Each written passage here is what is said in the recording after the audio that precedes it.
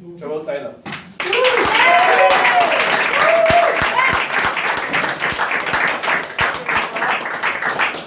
Well, thanks everyone so much for what an amazing evening of poetry and spoken word. It's been an absolute joy and pleasure to sit here and listen to all of you. That's what you want. So I'm here tonight because I've written a new book. It's called Songs My Enemy Taught Me. And you can see it's quite a chunky book. And this book came about because I've spent the last 17 years working with young people across the UK, trying to provide platforms for them to break the silences that they have in various marginalised communities, including the community I come from. So that's what he was talking about earlier when he was talking about slam poetry. I set up Slambassadors UK in 2001, and the guy there, Steve Tizane, wherever you've gone, bro, yeah, there you are, you changed your coat, not wearing the glasses, is one of the poet coaches on that.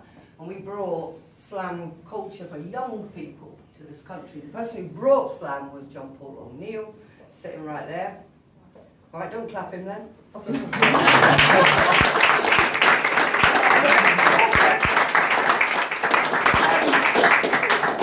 But having spent 17 years doing this, I realised I got to a point where I wasn't telling the truth and I wasn't actually breaking my own silence. So this is what the book's about. So somebody else's weakness came to me, but that has made me strong. So after I wrote that, I then started to wonder about other women's experiences globally. And over the last few months, last year really, I've been researching the state of women across the world. So that's the story. And I'm going to begin. I normally do shouty, in your face stuff, but I'm going to start with something much more quiet, just to get you into it. So I'm going to take you now into this B&B sea view. I know. B&B, and it's after the event. And it's a canto. Now a canto is like a really bare long poem, split up into different scenes like a film, yeah. So instead of doing numbers, I'm going to click my fingers, if that's all right, because I'm going to skip around the whole story. The bed is cold, and my teeth are abandoned buildings, and somewhere there is the smell of something burning, a book, a flag, a letter. In my room, at the top of the seaside hotel, there is a single bed with a white sheet. I cannot think of anything to write on it. The bed is a slowly developing photograph. Here's us around the dinner table. We are smiling like carved meat. No one notices that the daughter is eating herself. Here's you, walking home from school. Your shadow walks behind you as if ashamed. Even the trees whisper about you. You have embarrassed the wind. Here's him, and him, and him. A family portrait, successful, ironing their uniforms and double folding their smiles, catching children delivered from the conveyor belt of their wives' wombs and holding them up to the bare light bulb to bless. It's okay, it's okay, it's okay. They are boys. And here, the stairs. And here, the long corridor you are afraid to walk along. Perhaps it is your cervix. It is your cervix. My womb is a war zone after everything is taken, after the soldiers have left spitting into the palms of their hands, after the shelves have been emptied and only sell nothing, after the nothing gathers in great mountains at the sides of the streets, after the streets are running with hungry ghosts, after women's skins are slung from washing lines, after children write their names in the dust that once were their fathers, I carry the war in my womb. Perhaps this is what happened. Someone said my hymen was a door behind which rebels were making plans, and they kicked it in, paced the room and filled their pockets with valuables, my mother's wedding ring, my first tooth, a bright blue hair bubble, your address, this. They wanted to know where I was hidden. I wanted to know where I was hidden. I am the corner of the room. I am a crime scene, an invaded land, an oil-rich country. I will be divided equally between nations. 12 years old. There are small bodies washed up on the shores of my eyes. When my photograph is taken, another girl's face appears instead of my own. There are men seated quietly at municipal Formica desks at the neck of my room. You do not look like your photograph, they say. Please state the purpose of your visit. Did you pack these bags yourself? My sandbag hips, my barbed wire hill. Many will die defending it. Others will drown in the sediment of a trench whose walls are always caving in. My cunt is a bomb crater. The villagers gather around the edge of and peer into. Sometimes smoke rises from deep within. These are my ghosts. These are messages in a lost language. Capture them in jars. Display them on suburban mantelpieces, in memes, on t-shirts. Smile. Be my friendly enemy. The girl, whose eyes are shallow graves beneath suburban patios, goes to school, and rows of heavy wooden lidded desks are filled with the smiling dead. When the world ended, nobody noticed. The sun has eaten itself. Skeleton birds mutter bone songs. Her mother and father tell jokes about her. Everybody laughs. The girl whose eyes are foxholes laughs. The teacher laughs. Children gathered like litter around the stairwell laugh. The social worker laughs. The policeman laughs. The doctor laughs. The psychiatrist giggles. The world ends. I remember how silence was a choir. There's you in the kitchen, vibrato. There's you at the back of the class, soprano. There's you walking home, tenor. Your solo silencers are everywhere. For Christmas, I give my mother an uncomfortable truth. She wears it when I visit. Thank you.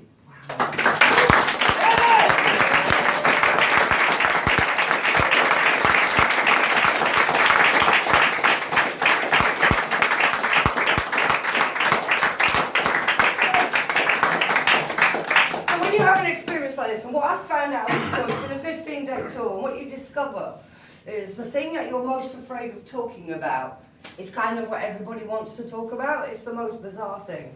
It's a fucking fabulous thing. So I've been all around the country doing different gigs, and it's not just women going, I know.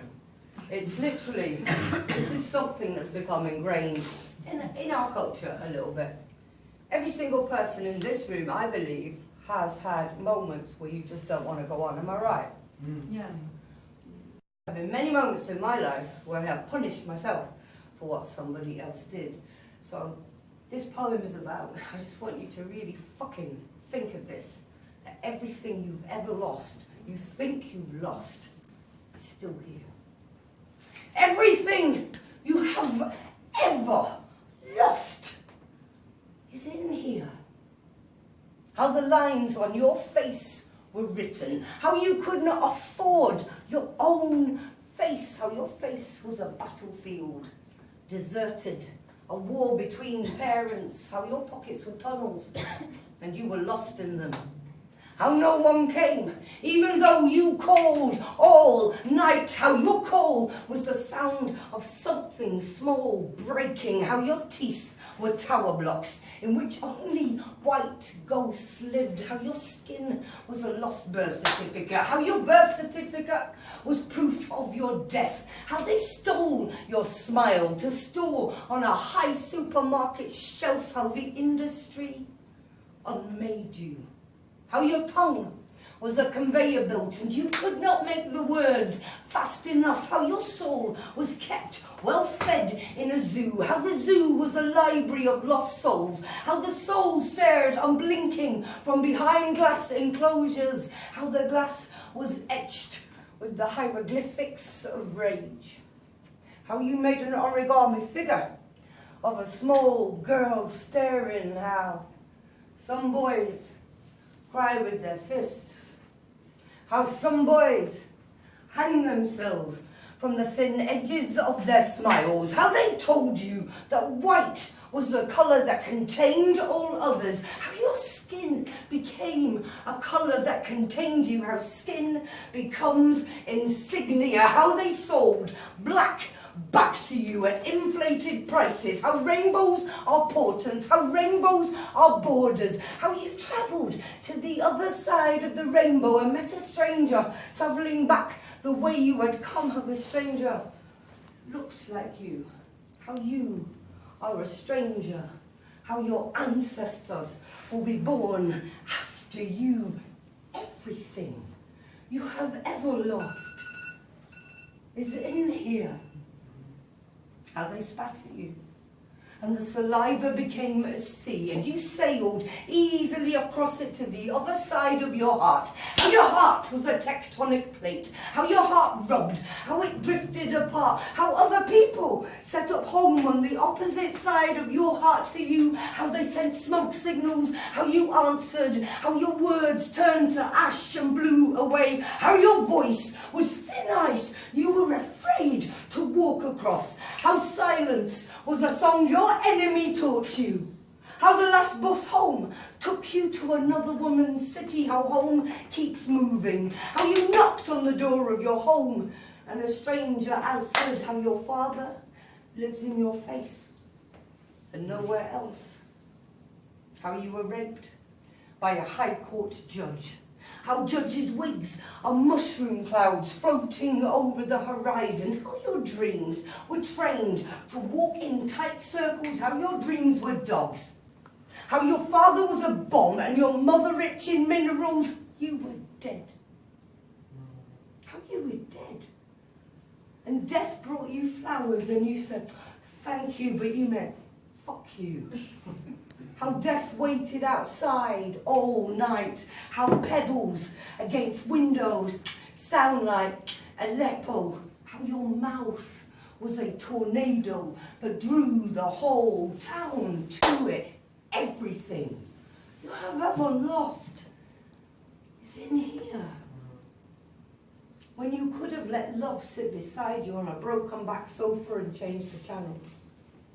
When maybe only one hand was required, when perhaps if you'd placed your palm prints beside each other, you might have found that they made an atlas that could have led you out of here, when love could have woken you and you could have fallen, and through falling uncovered the archaeology of your wings, when after the grey apocalypse that no one else noticed, you might have realised that trees hold hands beneath the earth, how you learn to hold hands beneath the earth.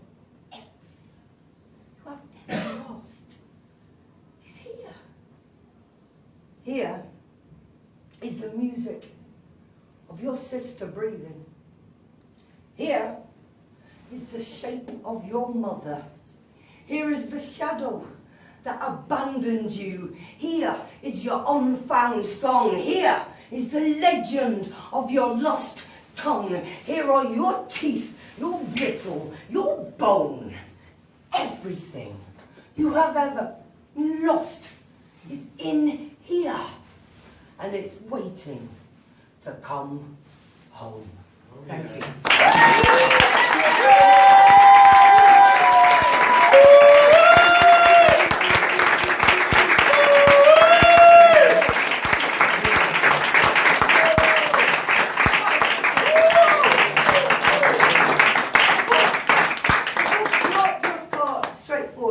In it. It's quite, it's experimental, so I use different kinds of forms of poetry, including forms themselves. This form, you see what I did there, right? After the Ted Hughes Award, see what I did. This form here is called form NCC1 4//17. Do you know what that is? It's the rape clause, which Theresa May's government has brought in, which means that if you've been involved in a coercive relationship, or you've been raped, or whatever, now, for the first time in our history, you have to prove it in order to get child support.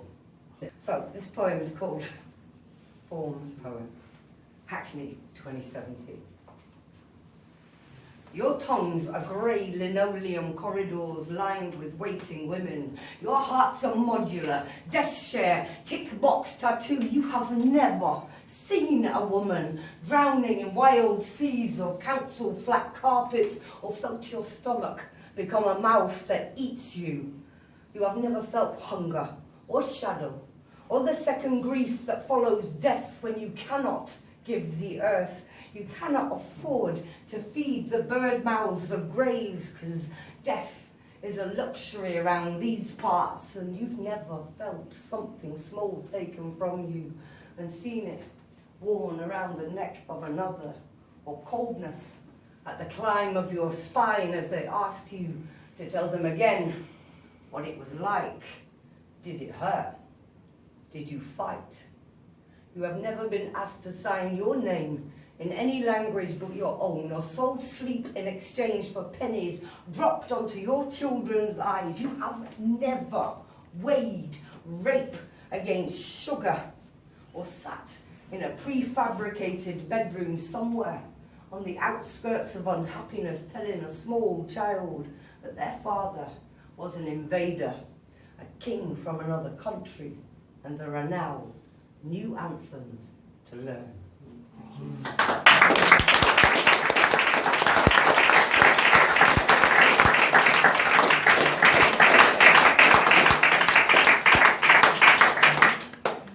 So I'm giving the impression the entire book's about rapes because I'm tired. Don't jokes. But it's not. It's about many different things to do with the state of women globally. For example, there's a kind of a poem called Free. It's not a poem. It's a piece. Don't even rhyme, bro. It's called 360, and I literally sat in my chair in my office, and for 24 hours I got every headline from around the world that was to do with women. So if you want to see what that is, it's in the book. In the back of the book there is a list of massive references, so that means that if something touches you, you can then go and see what the actual story is. And research it, write a fucking poem, you get me? And then send it to me. I'm publishing women's voices and trans women's voices, non-binary, on joelle.co.uk/blog. So please do send me that. So I'll just do like a couple more. So this one, how do you cope with the way kids look at you? I send my smile in first. Teeth barred as late night drinking cemeteries, 2 bouncers dug deep into newspaper face. I'm all piss-headed epistles and hand slaps. Jokes that I am the punchline to. I have taught my tongue to tap dance. Faster girl, go on. And I laugh until laughter is a grave dug in wet soil, an explosion in a distant land where my name knows me better than you. Miss, how do you spell no? I send my smile in first. It's okay, boys, I've got this. My teeth, a white flag, the unrepentant cliffs of Dover. We'll meet again, I sing as we meet for the first time, and my smile, you say, is the border between uncomfortable lands, and I'm smiling in the wrong language again. Did you pack your face yourself, love? Look at me. Look. This beautiful, ugly, this girl who makeup ran from, whose hair stands apart from her and points. Look at me, look, pretty dirt, inelegant ballet of bad breath, imperfect heart, rupture grin. Look, I am falling from my face, my body a bad neighbourhood, a quick walk through the dark side of town. I keep my other bodies, in the wardrobe. Well fed on dumb and thin backs, turning from me, hung from wire necks. Look at me. Look. I send my smile in first. Fold the arms of my spectacle until they look like my mother. Remove my spectacles, I am the spectacle, and my eyes invert I seed the underskin. I sing the body epileptic, and they stare and it's okay.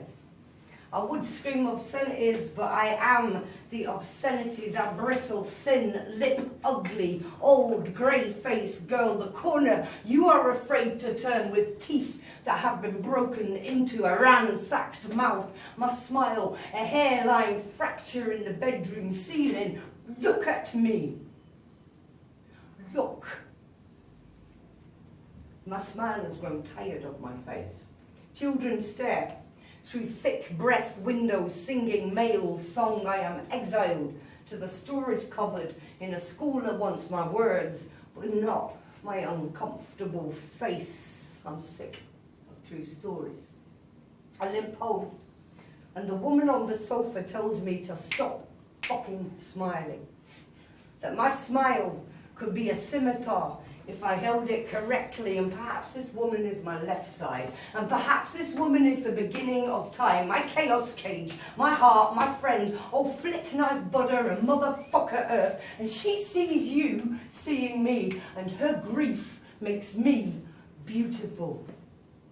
I send my smile in first. We, the women of ugly and unexpected, who plan our faces like town centres, whose smiles make dictators flinch, whose thin lips crack like whips, tailing classrooms of perfect things. We send our unspoiled eyes in, we send our blameless skin in, we send our open palms upward, we send our hearts forward, we send our smiles in first, because one day we know the rest of us will follow. Oh yeah. Oh. Yeah.